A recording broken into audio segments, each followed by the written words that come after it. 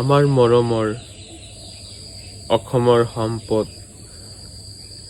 কণ্ঠশিল্পী জুবিন দা আমাৰ মাজত নাই।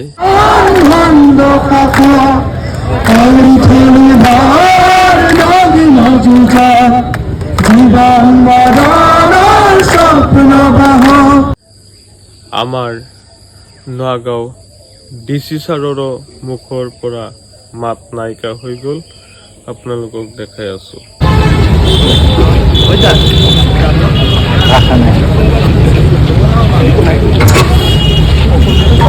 যিহেতু শিল্পী গতিকে জুবিন দাক অতি ওচৰৰ পৰা পাইছিল আৰু তেখেতে আজি জিলাখনৰ যিহেতু আয়ুক্ত হিচাপে আছে তেওঁৰ যি তেওঁ নিজে ওলাই দিব্যসকলৰ লগত সাহিত্য আৰু আমি সকলোৰে চকু পানী তেওঁলোকে কিন্তু হ'ব পৰা নাই